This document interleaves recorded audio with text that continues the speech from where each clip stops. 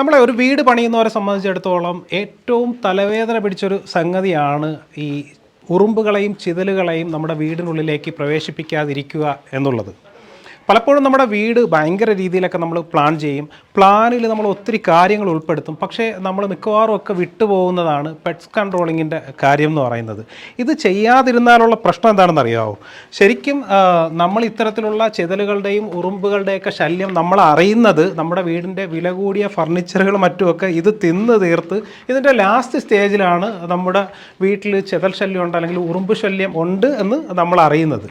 ശരിക്കും നമ്മുടെ വീടിൻ്റെ ഫ്ലോർ കോൺക്രീറ്റ് ചെയ്യുന്നതിന് മുന്നേ ആയിട്ട് തന്നെ നമ്മൾ പെറ്റ്സ് കൺട്രോൾ ചെയ്തിരിക്കണം. വിദേശ രാജ്യങ്ങളിലൊക്കെ ശരിക്കും പറഞ്ഞു കഴിഞ്ഞാൽ ഇതൊരു നിയമമായിട്ട് തന്നെ ചെയ്യാറുണ്ട്. കേരളത്തിൽ ആദ്യമായിട്ട് ഒരു പൈപ്പിംഗ് സൊല്യൂഷനിലൂടെ വളരെ കുറഞ്ഞ ചിലവിൽ ഇത്തരത്തിൽ പെർമനൻ്റ് ആയിട്ട് നമുക്ക് ചെതലുകളെയും ഉറുമ്പുകളെയും നമ്മുടെ ബിൽഡിങ്ങിൽ നിന്ന് തുരത്താനായിട്ട് സാധിക്കും. ഇന്നത്തെ വീഡിയോ അതിനെക്കുറിച്ചിട്ടാണ്. ഇതിന് എത്ര ചിലവ് വരും, ഇതെങ്ങനെയാണ് ചെയ്യേണ്ടത്, എപ്പോഴാണ് ചെയ്യേണ്ടത് എന്നൊക്കെ നമുക്ക് പരിശോധിക്കാം. It's me Suni, welcome back to my another video vlog.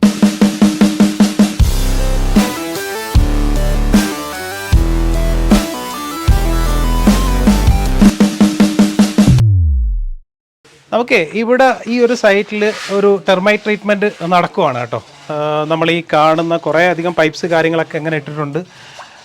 ഈ ട്രീറ്റ്മെൻറ്റ് ചെയ്യുന്നത് നമ്മുടെ അനസ്പ്രോയാണ്. നമസ്കാരം അനസ്പ്രോ. ഈ നമുക്കെപ്പോഴേ ഇത്തരത്തിലുള്ള ഒരു രീതി സാധാരണ എല്ലാവർക്കും അറിയാവുന്ന രീതിയല്ല. പല ആളുകളും ബിൽഡിങ് ചെയ്യുന്നുണ്ടെങ്കിലും ഇത്തരത്തിലൊരു പെറ്റ്സ് കൺട്രോളിനെ കുറിച്ചിട്ട് പലപ്പോഴും ചിന്തിക്കാറില്ല.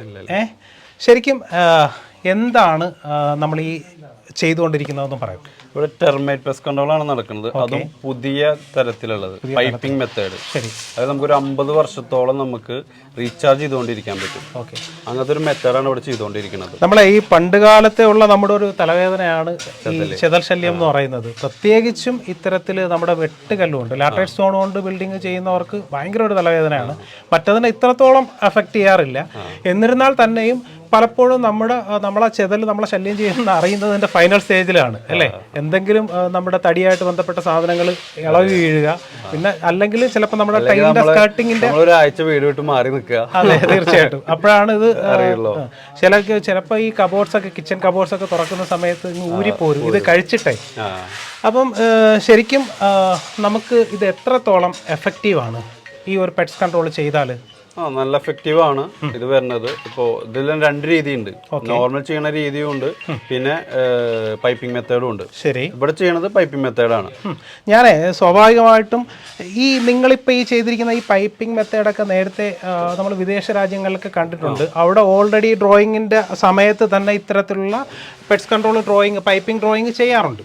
പക്ഷേ നാട്ടിൽ ഇതിപ്പം ഇങ്ങനെ കാണാറില്ല. ഇവിടെ നോർമലി മിക്കവാറും ഒക്കെ നമ്മുടെയൊക്കെ പ്രോജക്റ്റിൽ ചെയ്യാമെന്ന് പറഞ്ഞു കഴിഞ്ഞാൽ നമ്മൾ ഇത് ഫ്ലോർ കോൺക്രീറ്റ് ചെയ്യുന്നതിന് മുന്നേ ആയിട്ട് നമ്മൾ ഡ്രില്ല് ഉപയോഗിച്ചിട്ട് ജസ്റ്റ് ഒരടി ഗ്യാപ്പിൽ നമ്മൾ ഡ്രില്ല് ചെയ്യും. 8 മുതൽ 1 അടി വരെ, 8 ഇഞ്ച് മുതൽ 1 അടി താഴ്ച വരെ ഡ്രില്ല് ചെയ്തതിന് ശേഷം ഇത്തരത്തിൽ നമുക്ക് മാർക്കറ്റിൽ കിട്ടുന്ന കെമിക്കലുകൾ ഇതിലേക്ക് ഫില്ല് ചെയ്യുകയാണ് പതിവ്. പക്ഷേ ഇതിൻ്റെ ഒരു പ്രശ്നം എന്ന് പറഞ്ഞു കഴിഞ്ഞാൽ കുറേ നാൾ കഴിയുന്ന സമയത്ത് ഇതിൻ്റെ ഒരു എഫക്റ്റ് പോകും. ഇതിന് മെയിനായിട്ട് ഈ ഒരു സ്മെല്ല് കാര്യങ്ങളാണല്ലോ. ഇത് പോയതിന് ശേഷം വീണ്ടും പലപ്പോഴും ഇത് വരാനുള്ളൊരു സാധ്യത ഉണ്ടാവാം കുറച്ച് നാൾ കഴിയുമ്പോഴത്തേക്ക്. കാര്യം ഇത് ചെയ്തിട്ട് ഫ്ലോർ കോൺക്രീറ്റ് ചെയ്താൽ പിന്നീട് വേറെ നമുക്കൊന്നും ചെയ്യാനില്ല, കാര്യം നമ്മൾ കോൺക്രീറ്റ് ചെയ്തുകൊണ്ട്. അപ്പം അവിടെയാണെന്ന് തോന്നുന്നു, എനിക്ക് തോന്നുന്നു ഈ പൈപ്പിംഗ് മെത്തേഡിൻ്റെ ഒരു പ്രത്യേകത എന്ന് പറയുന്നത്. അപ്പം ഇത് ശരിക്കും എന്താണെന്ന് ഡീറ്റെയിൽ ആയിട്ട് പറഞ്ഞു തരാമോ? അതായത് ഇതൊരു പൈപ്പിംഗ് മെത്തേഡാണ്. പോറസ് പൈപ്പാണ് ഉപയോഗിക്കുന്നത്. പോറസ് പൈപ്പ് എന്ന് പറയുമ്പോഴത്തേക്ക് PVC അല്ല, റബ്ബറൈസർ ആണ്. ഇതാണ് അല്ലേ, ഇതാണ് പൈപ്പ് വരുന്നത്. ഇത് റോളായിട്ടാ വരിക? റോളായിട്ടാണ്. ശരി, ഇതെന്താന്ന് വെച്ചാല് ഈ പൈപ്പ് കണ്ടില്ലേ, ഇവിടെ കാണുമ്പോൾ നമുക്ക് അങ്ങനെ ഹോൾസ് കാര്യങ്ങളൊന്നും കാണില്ല. Okay okay okay. ഇത് പ്രഷർ ആവുമ്പോൾ ഇതിൽ നിന്ന് കെമിക്കല് പുറത്തോട്ട് വരും. അപ്പം നമ്മൾ ഇട്ടിരിക്കുന്ന എല്ലാ പോർഷനിലേക്കും ഇത് സ്പ്രെഡ് ചെയ്യും. അപ്പം ഞാൻ ചോദിക്കുന്നത്, ഇപ്പം ഇതെല്ലാം നമ്മൾ ചാല് കീറി ഇട്ടേക്കുവാണ് അല്ലേ? ചാല് കീറി ഇട്ടിട്ട് ഇതിന്റെ അടിയിലൊക്കെ ഇപ്പൊ പൈപ്പ് ഇട്ടിട്ടുണ്ടോ? ഓൾറെഡി പൈപ്പ് ഇട്ടിട്ടുണ്ട്.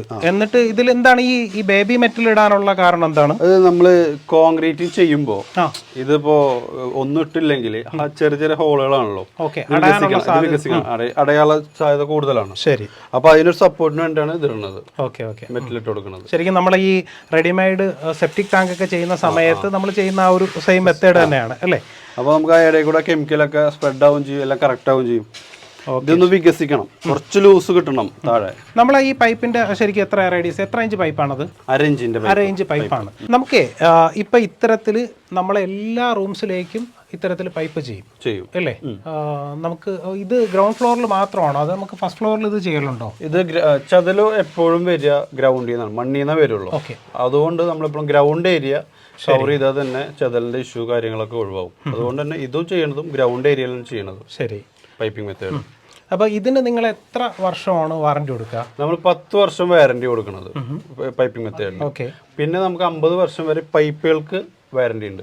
ഈ നമ്മളിപ്പോ പൈപ്പുകൾ കംപ്ലൈന്റ് ആവില്ല, അങ്ങനത്തെ വരുന്നത്. 10 വർഷം നമ്മൾ വാറന്റി. ഈ ഒരു ഹാളിന്, ഈ ഒരു കാണുന്ന ഹാളിന് ഒരു ഔട്ട് ഉണ്ടായിരിക്കും. ശരി, ആ ഭാഗത്താണ് ഔട്ട് കൊടുത്തുള്ളത്. ഔട്ട് പോയിക്കണം. ശരി, അതായത് ഒരു പൈപ്പ് ഇന്ന് വന്നു ചുറ്റിപ്പോയി, അതേപോലെ തന്നെ അടുത്ത ഔട്ട് വരും. ഇത് ഫുൾ കണക്റ്റഡ് ആണ് അല്ലേ? കണക്റ്റഡ് പറഞ്ഞാൽ ഒരു റൂമിന് ഒരു ഇത്ര ഏരിയ എന്നുണ്ട്, അല്ലെങ്കിൽ പ്രഷർ കിട്ടില്ല, കെമിക്കലിന് പ്രഷർ കിട്ടില്ല. അതിന് വേണ്ടിയിട്ടാണ് ഒരു വീട് ഇപ്പൊ 1000 സ്ക്വയർ ഫീറ്റിലെ വീടെങ്കിൽ ഒരു 3 ബോക്സോ അല്ലെങ്കിൽ 4 ബോക്സോ ഒക്കെ ഉണ്ടായിരിക്കും ഒരു വീടിന്. അങ്ങനെ കൊടുക്കണതാ പ്രഷർ ഒഴിവാകാൻ വേണ്ടി. ശരി, അപ്പൊ ഇതിന്റെ ഇതാണ് നമ്മുടെ ഇവിടെ ഔട്ട് ചെയ്തിരിക്കുന്നത്. ഇവിടെ അങ്ങനെ ഇട്ടിട്ടുണ്ട് അല്ലേ? ശരി, അവിടെ ബോക്സ് വരും. ബോക്സ് വരും. അപ്പം ഇത് നമ്മൾ ഇപ്പോഴും ഇത് ഫില്ല് ചെയ്യുന്നതിന് മുമ്പേ ഇത് ചെയ്യുന്നുണ്ടോ? മണ്ണ് ഫില്ല് ചെയ്യുന്നതിന് മുമ്പേ നമ്മൾ കെമിക്കൽ സ്പ്രേ ചെയ്യുമോ? ഇല്ല, വെള്ളം വെച്ചിട്ട് ചെക്ക് ചെയ്യും, വാട്ടർ വെച്ച് ചെക്ക് ചെയ്യും. ശരി ശരി, എന്നിട്ടാണ് മണ്ണിടുള്ളൂ. നമുക്ക് അതൊന്ന് കാണാൻ പറ്റില്ലേ ചെക്ക് ചെയ്യുന്നത്? അനസ്പ്രോ നമ്മളെ അതേണ്ട അവിടെ ആയിട്ട് നമ്മുടെ ബീം കട്ട് ചെയ്തിട്ട് പൈപ്പ് കൊടുത്തിട്ടുണ്ടല്ലോ. അത് ശരിക്കും എന്താണ്, നമുക്ക് ജസ്റ്റ് ഒരു ഏരിയ മാത്രം ഉള്ളത് കൊണ്ട് ആ സ്ക്വയർ ഫീറ്റ് കവർ ചെയ്തിരിക്കുന്നതാണെന്ന് തോന്നുന്നു അല്ലേ? അതായത് നമ്മൾ ചെറിയ ഏരിയക്ക് ഒരു ബോക്സ് കൊടുക്കാൻ പറ്റില്ല. ശരി, അപ്പൊ ഈ റൂമിന്റെ ഒപ്പം നമ്മൾ ആ ഒരു ഏരിയ കൊടുത്തു. ഇതിനകത്ത് കൃത്യമായിട്ട് നമ്മുടെ എൽബോ ഉപയോഗിച്ചിട്ടുണ്ടല്ലേ? എൽബോ ടൈ കാര്യങ്ങളൊക്കെ ഇട്ട് ഫുൾ ഫിറ്റായി ടൈറ്റായിട്ട് നോക്കിയിട്ട് ചെയ്യുള്ളൂ. ശരിക്കും എനിക്ക് തോന്നുന്നു നമ്മുടെ അവിടെ സ്പ്രേ ചെയ്യുന്ന സമയത്ത് ഈ ഒരു ലിവിംഗ് ഹാളും സിറ്റ് ഔട്ടും ആണ് കണക്ട് ചെയ്തിരിക്കുന്നത് അല്ലേ? അവിടുന്ന് ഒരു പൈപ്പ് വന്നു, ഇങ്ങനെ പോയി അങ്ങനെ വളഞ്ഞ് തിരിഞ്ഞ് ഇതിൽ കൂടെ തന്നെ വന്ന് അങ്ങനെ പോയിട്ട് തിരിച്ചു വരണം. നമ്മളിതിന് വാറണ്ടി എന്തെങ്കിലും പ്രൊവൈഡ് ചെയ്യുന്നുണ്ടോ? 10 വർഷം വാറണ്ടി ഉണ്ട്. 10 വർഷം വാറണ്ടി ഉണ്ട്.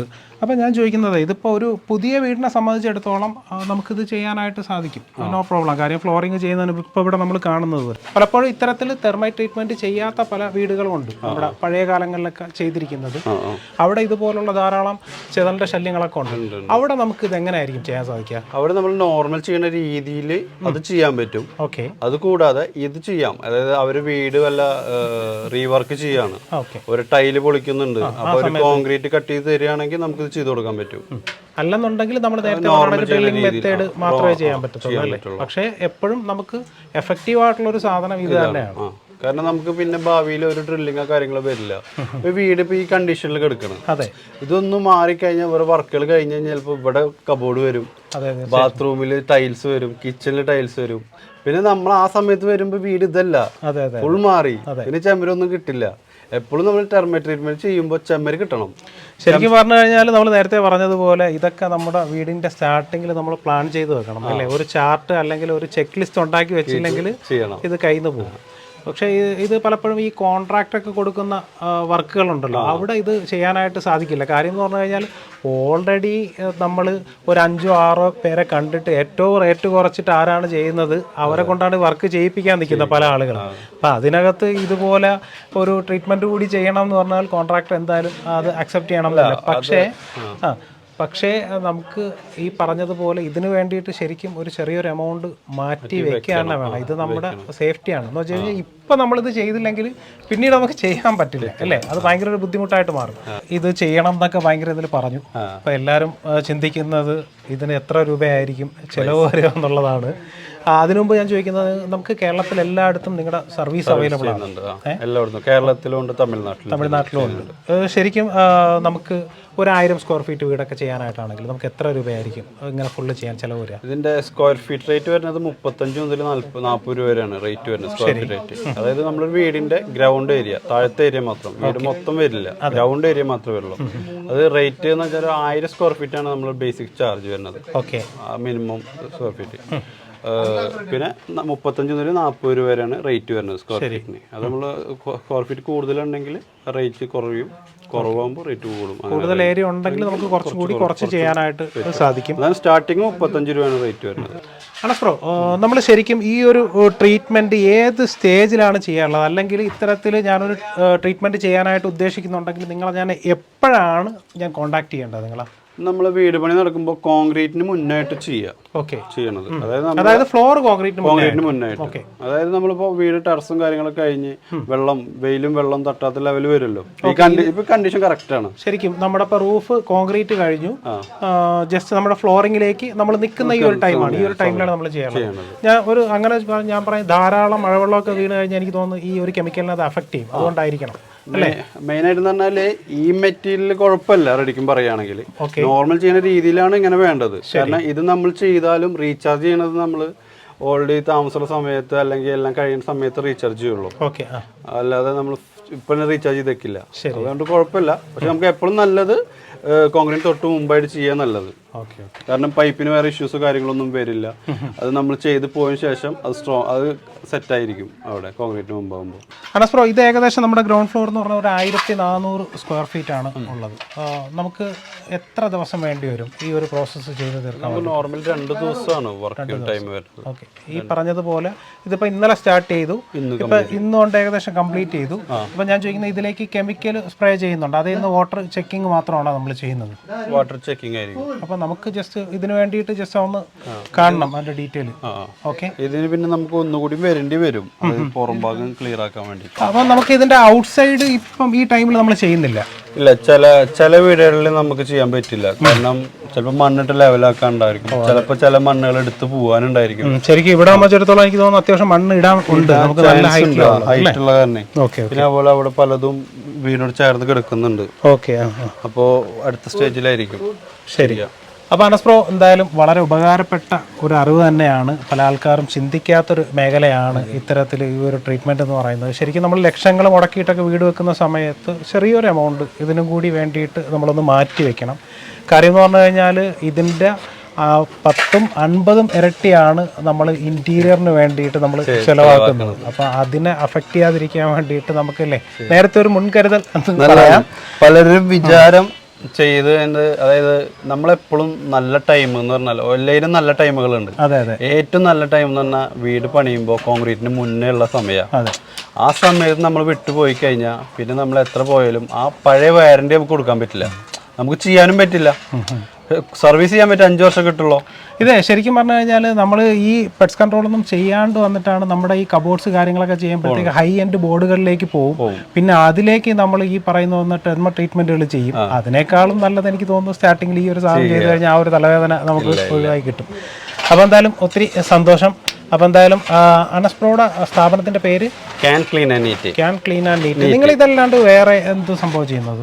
ക്ലീനിങ് സർവീസ് ഉണ്ട്, പെസ്റ്റ് കൺട്രോൾ ഉണ്ട്. അതെങ്ങനെയാ ക്ലീനിങ് സർവീസ് എന്ന് പറയുന്നത്? നമ്മുടെ വീട് പ്രൊഫഷണലി ക്ലീൻ ചെയ്യും, വീട് മൊത്തം ഫുൾ ഡീപ് ക്ലീൻ ചെയ്യും. നമ്മുടെ ഈ സോഫ ഷാംപൂയിങ്, വാട്ടർ ടാങ്ക് ആണോ? Well cleaning. അടിപൊളിയാണ്. വെൽ ക്ലീനിങ് നമ്മൾ മെയിൻ സിറ്റിയിൽ മാത്രമേ ചെയ്യുന്നുള്ളൂ. അതുപോലെ വെൽ ക്ലീനിങ് ഒഴികെ കിണറ്റിലെ പുല്ല് പറിക്കുക, ഫുൾ സേഫ്റ്റി ആയിട്ടാണ് നമ്മൾ ചെയ്യുന്നത്. ഓക്കെ, എന്തായാലും ഞാൻ അനസ് ബ്രോയുടെ നമ്പർ ഡിസ്ക്രിപ്ഷനിൽ കൊടുത്തിരിക്കുക. അപ്പം ഈ പറഞ്ഞതായിട്ട് എന്ത് കാര്യങ്ങൾക്ക് നിങ്ങൾക്ക് പുള്ളിയെ കോൺടാക്ട് ചെയ്യാം. ഓക്കെ, അപ്പോൾ എന്തായാലും ഒത്തിരി സന്തോഷം. ഓക്കെ, വീണ്ടും കാണാം.